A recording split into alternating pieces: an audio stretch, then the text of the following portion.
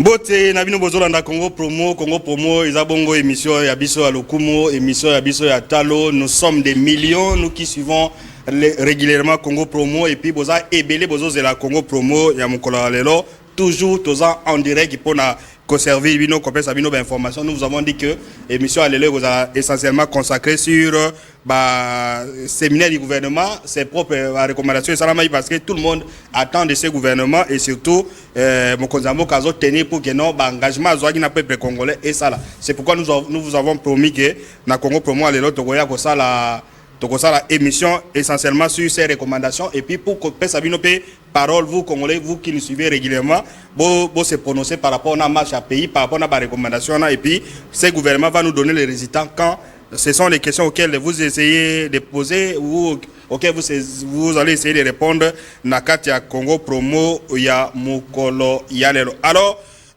comme d'habitude Congo Promo ya lelo toza toujours nani Nkumu Kivete Mbote de commissaire Luangi Mbote pe na ba téléspectateurs Mbote na Mokili Momba. Merci. Voilà, Mbote na ba téléspectateurs. Alors mission Alelo est essentiellement consacrée sur conférence, disons séminaire du gouvernement.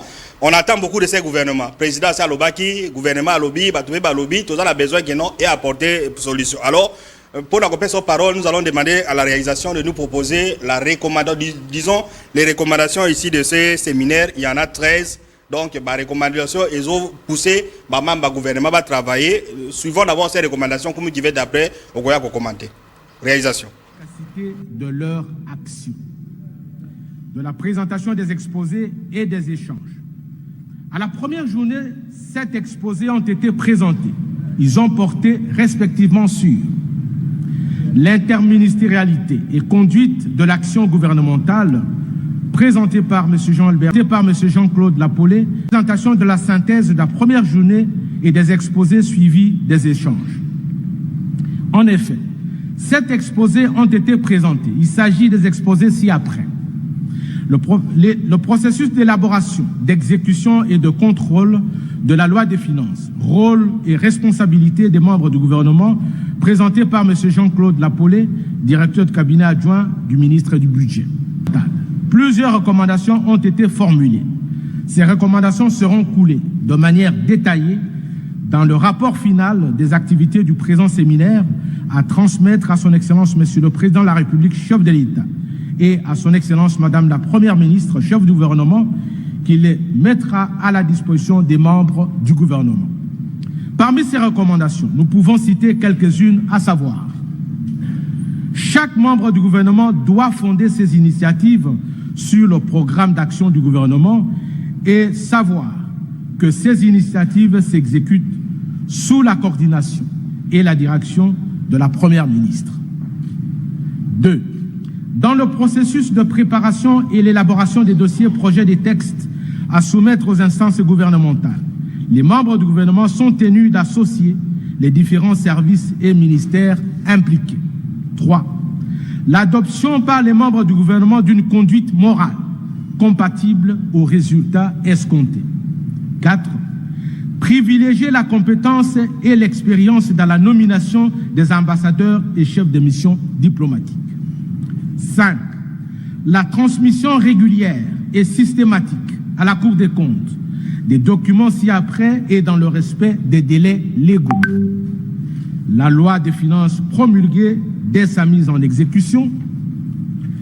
La situation des dépenses engagées, liquidées et ordonnancées, ainsi que des recettes constatées, liquidées et ordonnancées. Le projet de loi portant reddition des comptes du dernier exercice clos. Les contrats des marchés publics dans les mois de leur signature. 6. L'instruction aux comptables publics principaux de produire leur comptabilité mensuelle et leur compte de gestion à la Cour des comptes. 7. L'adoption par le Conseil des ministres du nouveau découpage des ministères en programme. 8. L'adoption des stratégies sectorielles. 9. La désignation des acteurs de gestion du programme et l'adoption de la feuille de route de la mise en œuvre du dit programme. 10. la mise en place du système intégré de gestion des finances publiques. 11. La nécessité de doter les membres du gouvernement d'un certain nombre d'outils et instruments en vue de la formulation de leurs plans stratégiques sectoriels, la planification, la programmation, la budgétisation et le suivi et évaluation des politiques et stratégies sectorielles pour la mise en œuvre du programme d'action du gouvernement 2024-2028 avec l'appui du Sénarec. 12.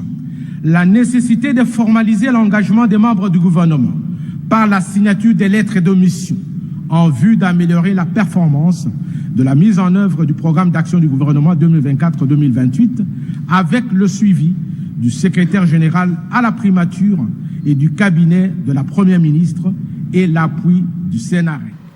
Voilà, Congo Promo en direct, nous sommes en direct, réagissez, les téléphones sont ouverts, comme qui va être à les principes qu'on dit 84, c'est pour les appels 81, pour, voilà, les messages, les appels commencent, mais comme qui va être à l'Obanano, avant à répondre à l'appel. Alors, comme qui va être de la recommandation au gouvernement, 13, le président de la République, le gouvernement, le premier ministre, la résolution. Alors, nous avons pris des résolutions. Moko Babi, privilégier les compétences pour la nomination des ambassadeurs.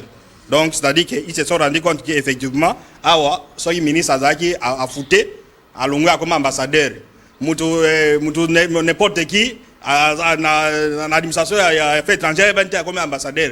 N'est-ce pas quand même un bon signe pour que la nomination Goya et ça pour l'ambassadeur, ils ont la peine dans l'entreprise publique, ça a mis la compétence et non dans parti pris, non parti politique et non tribu et non magamusus. Merci Ndeko Michel. Batebele bakanisaka problème au tolobelaka na Congo Promo awaki il faut qu'on éviter ba sentiment na gestion de la République. Les alakelo kwa mukete. Ko gérer les alaka pona ko prévenir l'avenir. Pourquoi d'autant que ça va na classe? Parce que Bishop Tokokola Tokotika Mboka bato ba ko gérer. Félix Tshisekedi est le président de la République. Azalaki mona ya papa Etienne Tshisekedi. Azamona ya papa ya maréchal Mobutu.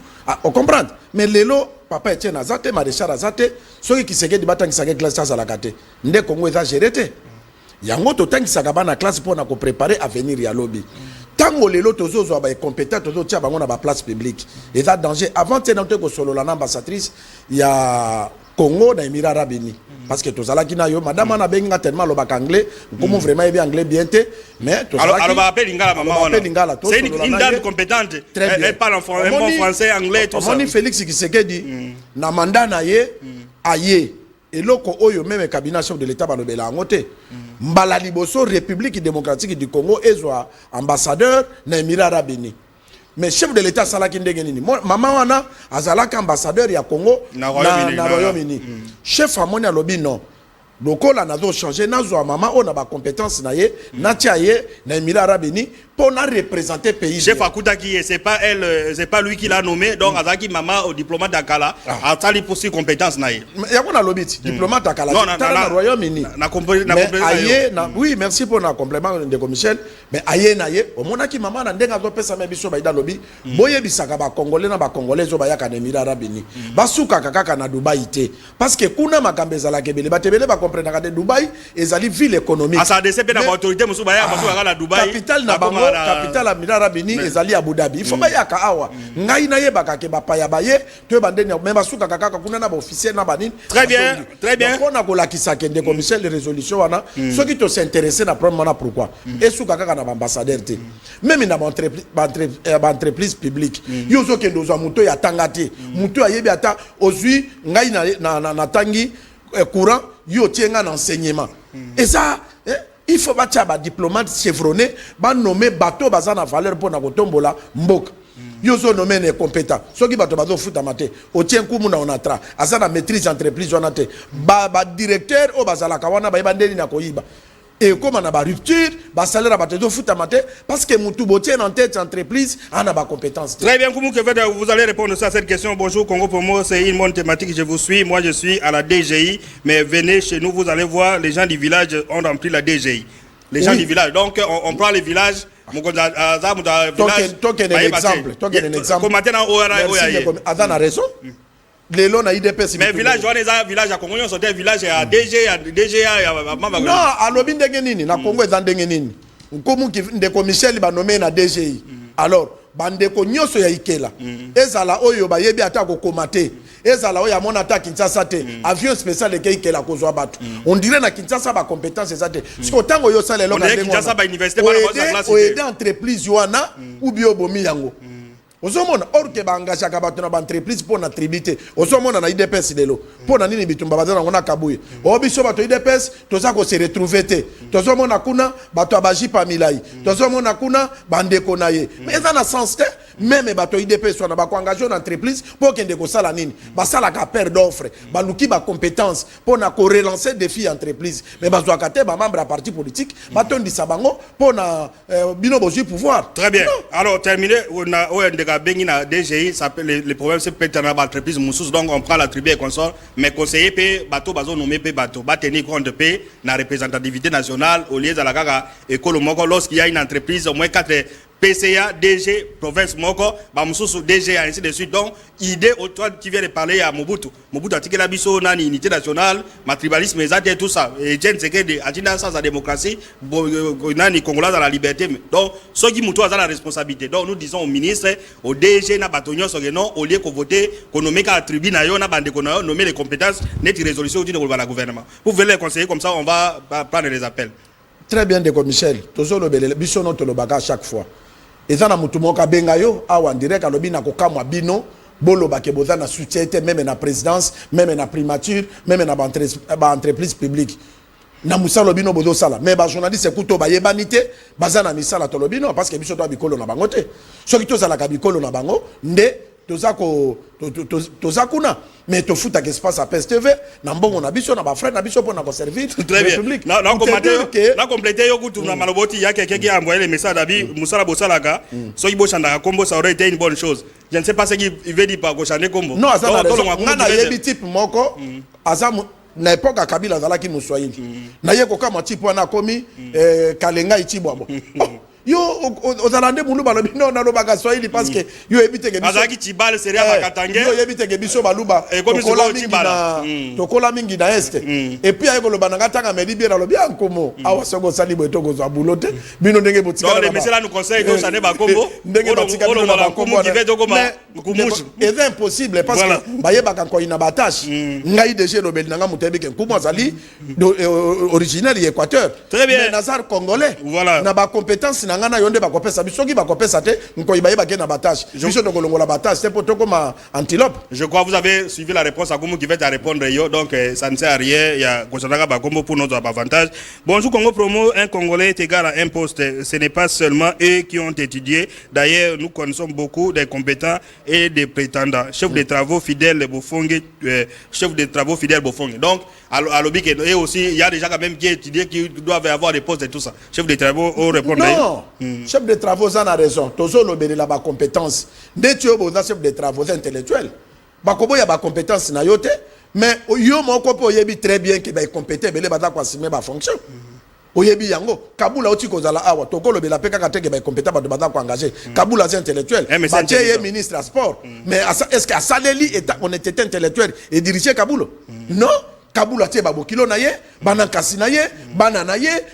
On comprend. Est-ce que Moutane wana bokolo bakaza intellectuel? Voilà. Alors parce qu'il fallait y apaiser que ngana tangi na cha bato batangi pembe na nga parce que ba yede ngai. Mais il y a vu bande connaît pour na bali ya mbongo ya mboka. Ça pas de sens. Alors pour la question dossier à clôture pour nous allons ouvrir les appels et il y a ba message zoya gouvernement premier ministre ou représentant chef de l'état lobby que non après si na discours atanga ka chef de l'état ba si ba ministre va travailler tout ça. N'est-ce pas ba ministre Oyo excusez les attentes comme qui va être pour la population. Ndeko Michel et le chef de l'état sali séminaire eza à la moussi premier ministre. Madame le premier ministre moni na bani nika ko changer ba midela ya ba mabaya ba benga mabaya non ba si batongaka. Midela bilamba ye moko asa bongi mais tâche na vraiment ya komona na ke premier ministre oyo aza na souci ya mboka ezate. Yepe asa la pe séminaire na ye.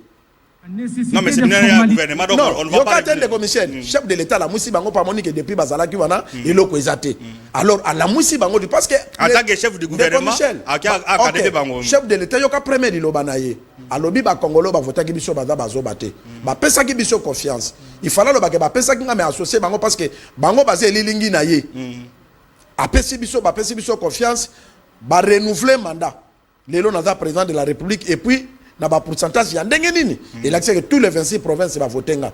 Na kanisi na yebisa kabino awa na premier conseil des ministres, confiance au peuple a pesa kinga et que na maïté. Tout ça la musala. Yango nazo conseiller premier ministre. Yepe azwa séminaire wana na ba théâtre été. Quoi ba recommandation pe ba recommandation. Parce que jusque là même yé moko communication na ya premier ministre na évangile. Tozo yo kangote, tozo yo kelo côté. Yé pas luka ba compétence o ba ko banda ko lobela. Ko sala pe contrôle na ba ministre ba zo travailler parce que des commissaires na ba évaluation tous les 3 mois ba ko côté ba. Na pesa yo exemple moko. Kende lelo na immeuble intelligent. Au commis na immeuble intelligent bazo sécurité ba tia wana. Sécurité na soki yo commis bazo loba na yo oye ko luka nani. O na yo audience c'est pas ministre. Ministre bengaye.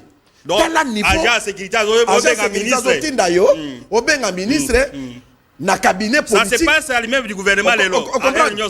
Donc, la cabinet politique, on est à l'inda ko ya ministre. Non, cabinet wana ezali po na tout congolais, ba ya ko apporter ba conseil na ba suggestion na bango na cabinet. Mais agent sécurité zoloba benga ministre. Na sepela ka na yo question pesa kiti pona lobi, na benga ministre, ozala numéro na ye. Pesa biso kasito benga obe yo camarade na ye benga ye oye bisaye ke mutu moko aye pa kutana na yo aye audience o tenga na ko benga donc agent sécurité ou bien policier ako barrer au mutu porte avant non kende eloko yo kende eloko pe na ba résolution na bango ba ministre ba solo la ke batu nyonso bayaka awa bayaka commandier parce que ministre na cabinet za na mbongo te mais batu wana baso kende résolution mo pesa bongo ya ko veiller ya ministre pas recommandation ezali po batu ba kende kotika ba idée na bango na ministère wana po ministère kende liboso mais agent sécurité de l'obana yo benga ministre o boto de lo ministre awa batu baso kota te mais ça quoi ministre te donc bref qui nanda kuna ministre ko lo bagenda kuna nga fa mutakota benga nga mais na cabinet musala te très bien bref on attend beaucoup de ces gouvernements sur une recommandation. Très bien, donc on a le premier ministre Asala Moussala. Nandenge na so mona mama Zokendi. Soka continue ka 5 mois, 6 mois, une année, 2 ans. Na kanisi na limite que chef de l'état kotika eka kaboya continue mboke sombre. Non, il faut travailler na gouvernement. Faut travailler. Souci na biso zali que à travailler à réussir parce que oyebi tango bakendaki akendeki na assemblée nationale, maman moko na lande ya loba na ye. Alobi ko pesa biso soni oyo ndeko na madame azalaka président assemblée ni Mabunda asala kité ceux qui ont moni que bazo coincé yo on a député ceux qui ont moni que bazo coincé madame Kiavira député assurer on a obomba valeur ya ba maman c'est mieux démissionner na yo ceux qui pour moni ko quitter démissionner pour fingisa ba maman te azana charge munene surtout ya ko honorer valeur ya ba maman mususu ya ko tombola mboka parce que tozo mona le gouvernement commis mais banzela Kabamba les communes de commission le ko zéro ke ko tongela ngondako. Très bien. Litu kabamote zo ko ya na kabamba. C'est voilà. Pas possible. Voilà, les débats est ouvert, on va mettre un élément et puis on va revenir maintenant comme compléter parmi biloko au premier ministre Assai na moi les gens se félicitent pour la première fois depuis départ à Matata. Depuis départ à Matata en 2012 quelque chose comme ça. Fonctionnaire Azwa bon on a début à trimestre les 20 dans les 21. Vous comprenez? C'est-à-dire le ministre qui était là, bon Rezalaki, mais pour foutre bateau 2 mois, 3 mois, mais là bas oyo, donc va fonctionner à les 21 bateaux dans bon tout ça. C'est-à-dire l'ancien gouvernement, le ministre des Finances, bon Rezalaka, mais il ne peut pas payer les gens, il ne peut pas faire bango tout ça. Donc c'est aussi un cas, moi il y a quoi féliciter. Non, ça, on a quoi féliciter certains droits.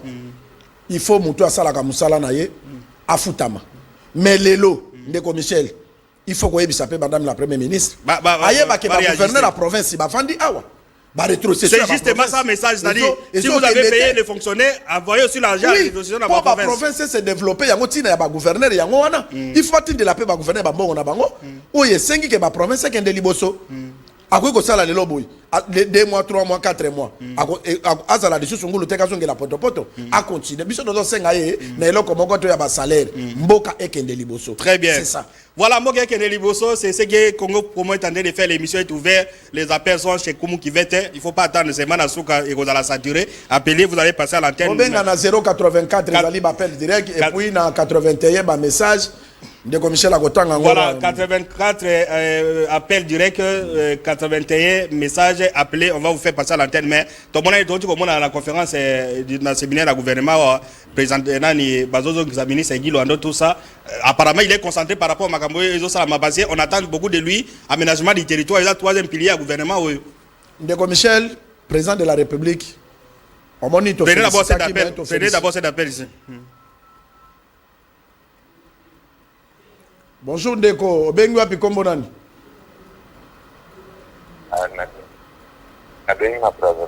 Obengi wapi? Na Brazzaville. Kombo nani? Oui. Allô? Ndeko na Brazzaville, on a la télévision, l'obé Ndeko, obengi nga na vana tv tozo sala ndire wonzi ko ta l'émission.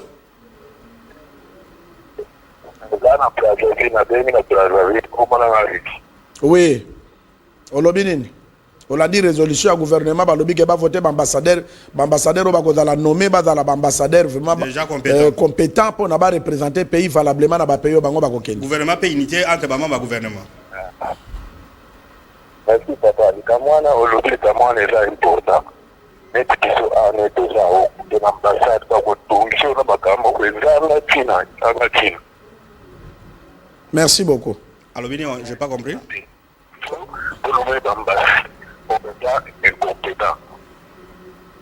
Très bien. Alobi balongola ba compétent nyo sa ambassadeur wana parce que même il fallait la congolais l'ambassade des AT parce que la to bazo représenter mboka bazana ba compétence té et puis Hollanda ki odio moko mundele moko sala ki wanati soko za na passeport rouge yondo za vrai congolais. Oui, il y a un passeport de service. Il y a un deuxième vrai congolais. Mais passeport vert autozoaka, il faut s'embêter la coco d'abino. Oui, ça va te dire que non, on peut voyager. Nabenga mamoya bota mame kila na boende na lobi botele maboya bilimanyo sa pabaya. On a visa de France. On dirait qu'on a qu'en France, na komi riche. Très bien, comme qui fait on revient, on demande la réalisation. Donc les appels sont déjà maintenant de Guabing à Brazzaville. On demande à la réalisation des jours proposés, c'est que maintenant le projet PDLSA 45 territoire. Mais nous allons revenir, terminer d'abord, soulever d'abord cet élément de PDLSA 45 territoires et puis on va revenir sur la question de Guy Luando et puis réagir sur les recommandations du gouvernement. Cette fois-ci, au moins, les choses sont en train de prendre route. Réalisation.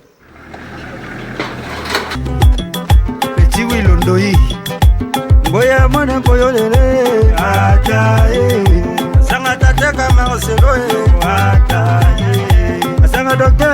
Moi personnellement je suis content de voir Congo Promo jusqu'au niveau de Bouende et vous vous êtes déplacé de Bouende ville jusqu'au niveau du village et vous-même vous avez vécu. Moi personnellement je voulais votre présence pour confirmer encore davantage parce que auparavant on vous envoyait des images. Maintenant vous avez vous-même vécu et vous avez également eu la chance d'atteindre les bénéficiaires de ces projets qui est la population.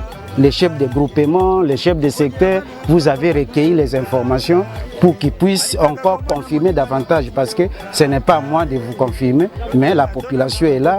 Il y a même les autorités politico-administratives qui sont sur plan, les enseignants, les directeurs, les médecins. Ce sont eux qui vont parler à notre place si nous sommes sérieux ou pas. Mais en réalité, nous sommes sérieux et vous avez vu comment les activités avaient évolué.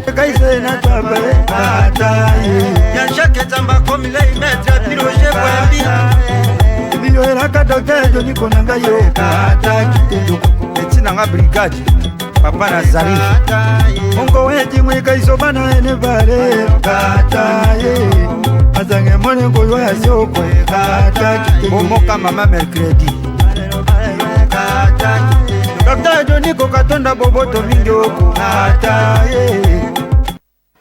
Voilà de retour sur ce plateau de Congo Promo, nous sommes en direct, nous réagissons par rapport au séminaire du gouvernement, dès que les cas de recommandations, ils ont mis pour la marche et à pays. Alors, comme les messages sont là, les appels, les gens réagissent par rapport à pour que cette fois-ci au moins le gouvernement peut résister, sans dire. Alors, on disait, le ministre Guy Luando, on l'a vu parmi tant d'autres ministres, mais il est apparemment concentré de tout le monde à la image, c'est-à-dire que lui aussi a la responsabilité pour la résidence du gouvernement parce que le troisième pilier, c'est l'aménagement du territoire. Ndeko Michel, vous avez raison. Au moins, nalanda ki kutu vidéo ya garçon mo kazolo balobi Guy Luando. Tango yo zalaka na oza kabiliste. tango zalaki na nene bandoli ya bifteke biso to bunda natali kutu mutu anga zoloba ya bunda wapi. Président de la République azalaka na camarade te. Camarade ya président de la République za mutu oyo aza ko apporter vision na ye. Okinde ko Michel lelo Guy Luando aza ko apporter vision ya Félix Tshisekedi valablement. Et ça flatérité. Biloko Guy Luando azo sala. Lelo stade wana etongami. Assemblée provinciale etongami. Lela zo tonga stade ya Bwende. Chef de l'État pesa kimbongo batonge retrom ya Bwende. Eza onera nani? Ya Félix Tshisekedi et salami na mandat na ye. Soki apesa kabami neti de loba ministre belo ba yiba bambongo. Est-ce que ba honorer vision chef de l'État? Toti ka kokoti saka président de la République soki nkumu azana besoin ya poste moko boye aye au nom ya chef de l'État. Non. Chef azana besoin ya bato ba ko se présenter na ba entreprise publique na ba ocholo bawat. Problème à compétence. Ngai nazalaki conseiller chef de l'État na kokite. Na kende kozwa fonction lokola nazala ministre national ou bien na bima ambassadeur parce que nazala ki proche chef de l'État. Non. Bien. Donc même lelo na ba Sénat na assemblée des gens ni nese salami bato ba kozala et ça kaka teke fazala kaka muto IDPS ba délégué à taza médiocre. Non, et ça li ba valeur ko représenter pays pour na payer kende liboso. Très bien ngumu kivete. Donc Guy Luando de Michel pour na kokato malobate azali valeur ya République démocratique du Congo. Guy Luando a eu ministère oyo et yebana kité. Tala ndenga moderniser yango. Tala ndenga valoriser yango. Prenez cet appel. Allons Ndeko, mboto bengi wapi kombo nani? Bonjour, comment on a Munganga Fulgence, na Binza Ipen. Oui, papa, todo lando Munganga Fulgence na Binza Ipen. Par rapport à séminaire à gouvernement ni séminaire à gouvernement balobi ban nommé bato baza ba compétence surtout ba ambassadeur et la ba copte au parti politique et délégué tata moko boye a comme ambassadeur. Non, na lingina lo baboye. S'il vous plaît, nalina lo baboye. Todo lando.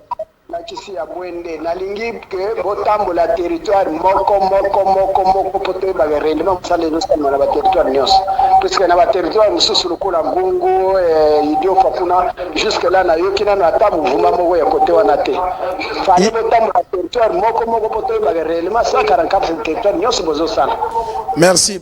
Idée yo PC za bien biso doza ba membre à gouvernement te. Voyage to sala ki otokende ki na compte aménagement du territoire mutafutela ki biso biye zali mona mboka Guy Luando mboyo lokola to lingaka mboka na biso nde to profita ki to koma ki na province to apato profiter to sala musala ya EIP et EIP wana ba monaki ke Congo Promo azana valeur et bazwa ki biso na Bwende ba memi biso poto yozo lo bato tambola tous les 145 territoires na ba moyenne soko za na ba moyen oyeli biso do na biso mbisi. Très bien, très bien. Bonjour Congo Promo. Voter les ambassadeurs n'est pas la solution, seulement mettre l'homme qu'il faut à la place qu'il faut, c'est-à-dire les types qui doivent travailler pour le bien de la République. Un message non signé, il n'a pas donné le nom, mais on doit l'homme qu'il faut à la place qu'il faut, c'est ça ce qu'on est en train d'exiger. Mon frère, bien que vous n'avez pas donné votre nom. Donc comment qui va t'appeler? Bonjour Ndeko, bengi wapi kombo nani? Allô? Oui, bonjour. On a bien depuis la commune à Bandalungwa. Oui, moi à Bandal c'est Paris. Boni kuna. Contribution à Ndeko. Contribution est allée Ndeko pour la nomination d'ambassadeur. Oui. Contribution à Ngai est allée boé. Oui, contribution à Ngai dans le boé. À la Dieu, mais bien à la lettre. Très bien. Bambou Woloba, c'est tout à fait avec raison. Les mal est allé que tout le monde est incompétent ou bien toujours corrodé par rapport à la ligne politique. On a une influence, on ne produit rien. Très bien. La fanatisme, tout le la réalité. La réalité, c'est un moment où non, tout ce qui est complaisance, pour la partie telle, que soit incompétent, que tu aies boué, ça de l'autre côté. On a besoin de gens compétents, il y a ça misala. Mais les partis compétents, ça a été puisque ça trop rodé dans la politique. Très bien. L'état d'urgence a atteint Magambo bien. Merci beaucoup. Yogi Ndeko affirme lobby. Ndeko Michel Mboka na zongi sima pona ba parti politique. Parti politique bata pena bato amayele. Mais comment on a président parti politique loko la coopéraka na muto amayele wana te à cause de médiocre atie wana. Ayela kai refeni nyoso wana. Très bien. Merci Ndeko na Bandal, merci également ceux qui suivent Congo pour moi à Bandal. Bonjour Congo pour papa biso toza na posa congolais azala na 3 na ye lelo na ba étranger bazopesa biso pasi surtout ba indien bakoma koteka biloko na détail bazopesa biso alors ndeko obengi wapi kombo nani nabengi bino na Gombe papa na ngai we ndeko bino na compléter o ndeko na nga uti koloba papa omoni émission na bino bobengi yango Congo promo c'est-à-dire toute la promotion ya Congo na biso promotion des valeurs na république ba parti politique atie en avance ole to linga mboka na biso Congo to komi kotala ba individu to lobelaka ba individu Congo ezonga vraiment yango no zomona ba valeur esili bazotia n'importe qui au poza na parti politique songolo mais mutu wana na compétence te bokotia ye wana peuple kaka ndenge akosouffrir ndenge tozo souffrir boye transport pasi banzela pasi bato wana bakoma place bafandi wana bakoma kanisa nanu to tondisa nanu misolo na ba parti na biso mais peuple akoganye nini na nyonso wana Congo promo merci pour na musala bosala nzamba pambola bino. Merci ndeko nzambe papa mbola yo. Alors pour compléter ndeko omoni juste na début à législative ya mandature ya Félix Tshisekedi ya Liboso il a nommé prof Matungulu je crois na BAD administrateur Matungulu abonisa ki bazali bato alamuka mais il pas une compétence alobi na bato bazali Matungulu fi ministre ya finance budget économie yemoko akende ko représenter moko c'est comme ça donc même azala kuna obédience bususu mais soka za congolais za la compétence tia mais quand on met les cousins on met la tribu on met le nini ba résultat na mboka tout le monde regrette merci ndeko na Gombe ndeko obengi Congo promo allons ndeko mbote obengi wapi kombo nani allô oui bonjour bonjour obengi wapi kombo nani ndeko loba noki saturation monsieur komi na suka bato bakota kebele nabengi na tete wapi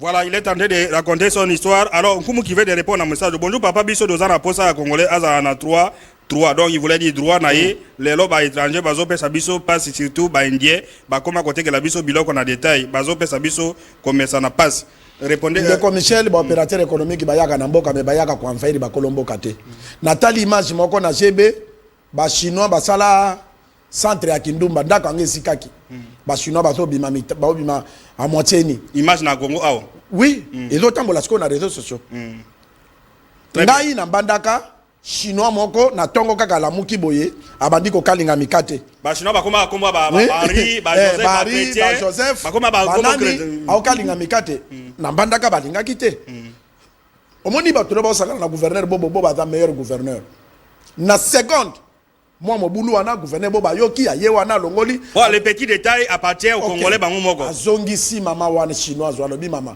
yo yaki na mboko ko sala mikate te yo il fallait ndote kaka ba farine na basaki très bien congolais ateka en détail yo komo teka na ekolo ya farine te mais awa te yo monaka awa na Kinshasa tous les gouverneurs ezeloka kokosa to baleka awa banani bayaka kotikela bango mbongo okomona ba représenter ba libanais na ba indien ba cotiser ba ye prenez d'abord cet appel et puis t'as fait mon témoignage j'étais au marché aujourd'hui na ce que j'ai vécu là-bas allons ndeko obengi wapi kombo nani na commune ya Kimbanseke précisément na Kingasani. Merci. Oui. Olobi ni ndeko na émission contribution na yo pour na Congo promo lelo. En tout cas, na sepeli l'émission mais on a oloba ezali ba nomete ba ambassadeur pour l'influence. Biso tozana ba homme politique mingi awa na Congo. Dimine volume à télévision ndeko ozoloba kitoko to landa obie dimine volume à TV. La lobby, tozala bandeko ebele awa baza ba politicien ba homme d'affaires mbongo ba jimbongo pour la république oyo. Vraiment. Mais jusque là ti lelo atande ko moko te oya tojaka pona Congo. Que tout ça la moi ba école na ba province sortissant ya bato bandundu biso tozala ba kasi to école to sala boyi. Parce que là bango ezaka pona bien na bango.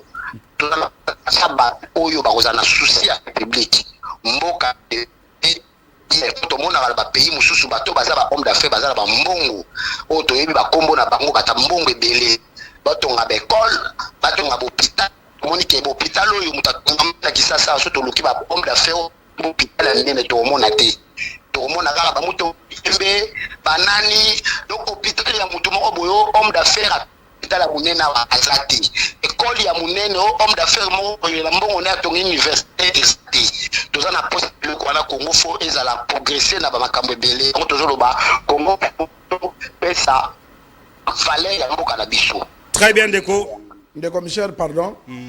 Oyoki ndeko ya lobelo komoko ya valeur. Yango moni biso. Il y a des millionnaires mais ils ne font rien pour la promotion des valeurs. To féliciter ki Luando. Dans la stade ya Matadi.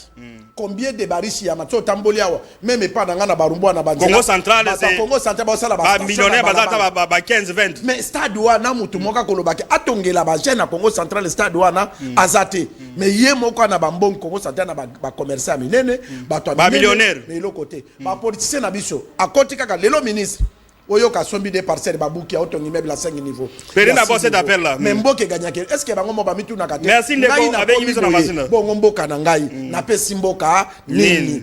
Alors ndeko akei. Donc c'est important. Très bien, c'est important. Bonjour. Kana ba immeuble bero na ville. Et fanda kaka pamba. Atonginda ko bato ba fanda kate. Kena na 3 do mona ndenge ba immeuble combien. Alors bonjour. Kwa na fandi sa ba congolais appartement ata moins cher ata $300 $400 bande ko ba ko futa mais $1,500 nana au foot. Allons ndeko mbote obengi wapi kombo nani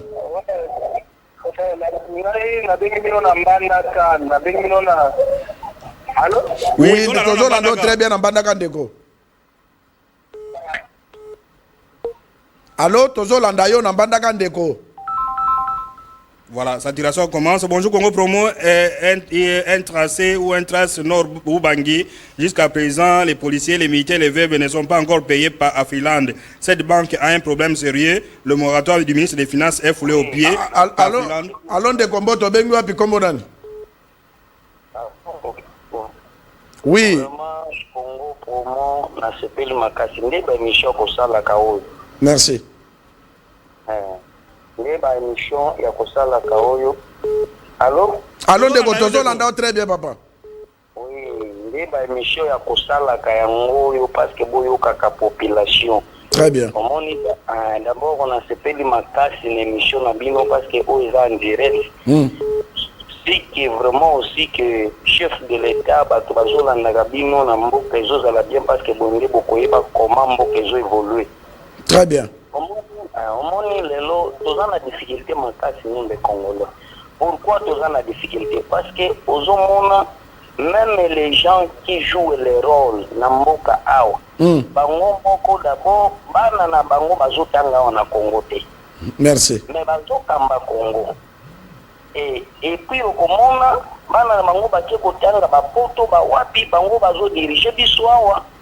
Ba école wana bazotonga yango eza malamu. Est-ce que bamakambo nyonso ezosala normal parce que biso nano na Congo central bamakambo taka ndenge bolobi mpo na stade wana ozoloba donc ezosala pasi makasi stade moko po esila ezosenga combien de temps vraiment et en plus de ça bino bajournaliste boza quatrième pouvoir s'il s'agit que ya kotiela bino bamoyen pour que botambolaka ndenge 145 nini projet 145 territoire eza il faut batiela bino mbongo pour que à partir ya baimage bozomema nde ezopesa mpe lokumu ke chef de l'état azosala makambo mpe azolandela. Très bien ndeko na Congo central topesi yo matondi mingi akoli na bamoma ya bamobutu donc ndenge na ye ya kosalela eza babiloko ya kolandela yango wana mobutu babanda kosala basuivi bamakambo donc tolembi tokokontinue kaka na bapasi te na Congo bato bazotia bango bamosusu bazotanga na bakote mosusu bazokende bana na bango baporto bawapi me biso moko wana Congo bana na bango bazotanga awa te. Merci. Très bien Ndeko. Très bien. Émission boyote awa papa nanga donc vraiment marqué Congo parce que mutu nyonso aza na posa Congo ezala na mouvement toza lisusu te bato kotambolaka na kati ya règlement tosufraka kaka bato bapesi confiance aller bapesi confiance aller donc il faut quand même les suivi batiela bino mbongo botambola na chaque donc province ndenge eza projet ya 145 territoire ndenge olobi makambo mbongo biso toza na bambongo otiela bino te me bango batiela bino mbongo. Très bien, Ndeko. Bango batiela biso mbongo. Ils sont allés les suivre et préféreraient prendre leurs cousins et cousines qui ne font rien. Bako pesa bango mbongo. Bako pesa muta osala musala mbongo. Alors, oki makambo. Ndeko pardon Ndeko Michel Yondo zali patron ya plateau. Makambo Ndeko ya lobe zeloko na lobaka ngo chaque fois que ata bafuti biso te nzambe na milimo bakofuta biso tala Ndeko abengi alobi Félix Tshisekedi azali produit ya Mobutu azali produit ya Etienne Tshisekedi azali lelo ifazala na ba suivi na congolais parce que congolais azali seriété poza la suivi ya bien eza ba émission lokola ba Congo promo tozo senga bongo te mais tozo senga que projet oya prometaki ba congolais batu bamona ebi make entreprise wana eliaki mbongo wana soki ata bakangi ete mais a gagné lisusu marché pas sérieuté oya bango na nini na ba émission na bate biso pe tondimi na biso ke toko tambola Congo mobile mais nani akozwa biso parce que toza na parti politique te il faut tse ka boya ye ba toi na relation te atina akoma na présence tout ça biso to sale la nemboka nzambe na bakoko bakofuta biso po ndé to sale la Congo. Merci Congo promo. Alors c'est le travail que Congo promet de faire na no rubangi batini message awa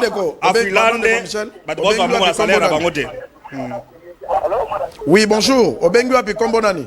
Bonjour, na bengi kombo na masho na vani na Kasai na Lwangi, précisément na Lwangi. Oui, Ndeko Shora na Lwangi, na Paul Lwangi. Paul Lwangi. Allô? Oui, tozo landa yo 5 sur 5. Nazoli ngana luba nkambo ya nitela moko za kubuka na mchina po ya bondo hawa. Ebuka ni tikana mupanji moko. Na nzela ya bondo nzele bukani na katikati donc etikali ka mupanzi moko etikali mupanzi moko koma koleka mupanzi moko leta kuti basuka te.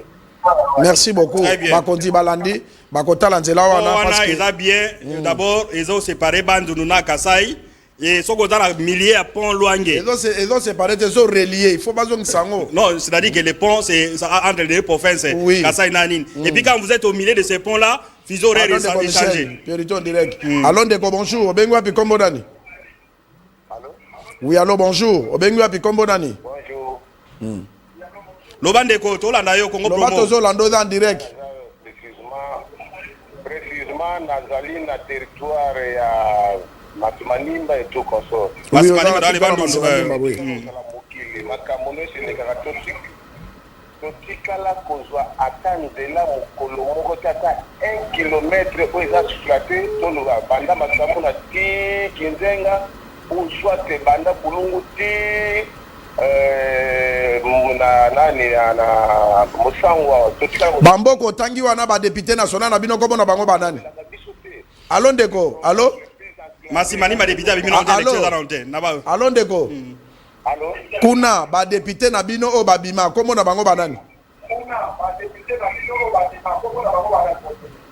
Papa, biso ezala na mbano yo ta député moko babimi c'est parce que kuna élection ko na magite. Oui. Mais il y a eu des députés mais il y a eu des députés Kike Mulumba, il est de Masimanimba non même ministre Alumba ba do Masimanimba. Kike Mulumba o alobaka ke Kabila totondi ona nute. Le pas en fonction. Aza so IPCA ya RVA. Ya RVA, aza na RVA est-ce que ya kakuna te? Papa, c'est mieux de vous faire l'élection pour bayo kaka. Très bien. Comme la mère ya ko tsabe pizi ba voter bango baya kambango. Mais quand on commence à la mission de servir peuple ne peuple à servir bango wane koma kalokola panga lituma basangisa yango na mongale.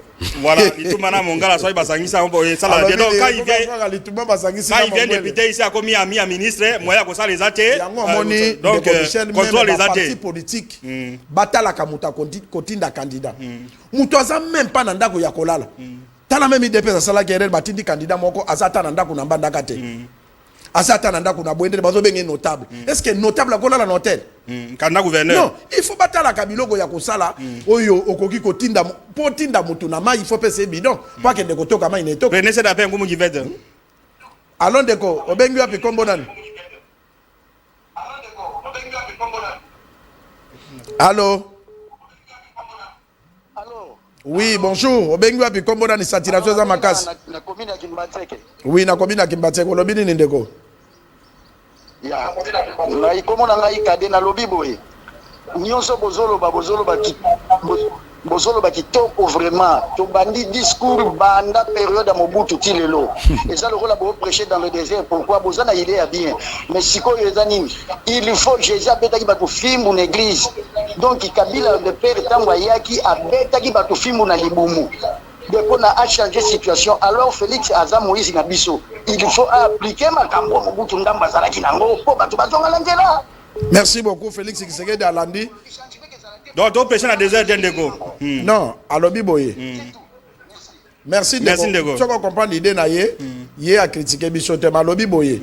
Makambo tozo loba po ekoma en pratique ba congolais ba salela yango azo amwa ndambo ya kimuze. Po yaza Moïse ya Congo. Oui, avant a raison. Félix Obunda makambebele. Azo apeki ndambo ya Mobutu. Ndambo ya Mobutu ndambo ya muze. Pour na Congolais respecter Mboka. Très bien Ndeko, voilà Nani alors comme qui va être au moins là Ndeko tu kobenga biso na Congo ça n'appelle d'abord cet appel là. Allons de combote obengi wapi kombo nani? Oui, na justement na commune ya Kimbantseka. Oui, Kimbantseka batomboki kuna. On a été vraiment ya malamu. Non juste après Mboka na biso na ebité peuple ngoni oyo akozala na iseki atalaka makambo ils sont plutôt souffrir tant que monter à une opportunité à la pauvreté à ça coloca moni malobé bélé une fois de plus qu'à ju et l'eau kabana colokira à qui mi peuple c'est ça parce que le côté pas capable toi tout d'accord ya kosala la place na kati ya mboko il faut mboke nous comprendre que juste mboko de pour gâter ndengeni monter à ça na ilo côté baloba sukali une fois ce qui a bénéficié ka kero ko aposta ni nyonso bakota oyawa.